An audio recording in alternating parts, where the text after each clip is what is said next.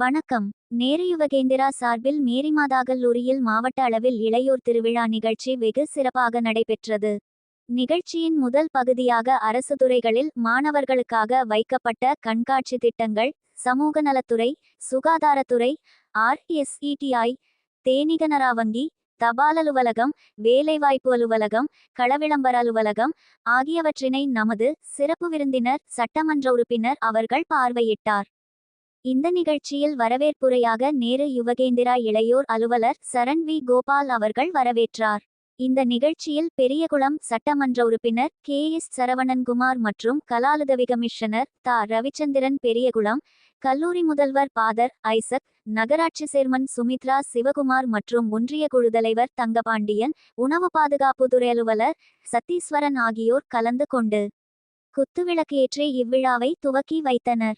அதைத் தொடர்ந்து 7 விதமான நிகழ்ச்சிகள் நடைபெற்றது. கிராமிய நடன போட்டி, புகைப்படம், பேச்சு போட்டி, ஓவியப் போட்டி, கவிதை போட்டி, அறிவியல் கண்காட்சி குழு மற்றும் தனிநபர் போட்டி நடைபெற்றது. இந்த நிகழ்ச்சி முடிந்தவுடன் 2ஆம் கட்டம் நிகழ்ச்சியாக வெற்றி பெற்ற மாணவ மாணவிகளுக்கு மாவட்ட ஊராட்சி தலைவர் பிரித்த நடேசன் மற்றும் மாவட்ட ஊராட்சி துணைத் தலைவர் இராஜபாண்டியன் ஆகியோர் கலந்து கொண்டு பரிசளித்தனர். இதில் வெற்றி பெற்ற ஒரு சில அணியினர் அடுத்த மாநில அளவில் போட்டிக்கு தயாராக வேண்டும் என்று இளையோர் அலுவலர் கேட்டுக்கொண்டனர். 700க்கு மேற்பட்ட கல்லூரி மற்றும் பள்ளி மாணவ மாணவிகள் கலந்து கொண்டனர். கோகுல் கிருஷ்ணன் நிகழ்ச்சி ஒருங்கிணைப்பாளர் நேரு யுவகேந்திரா தேனி அவர்கள் நிகழ்ச்சி ஏற்பாடு செய்தனர்.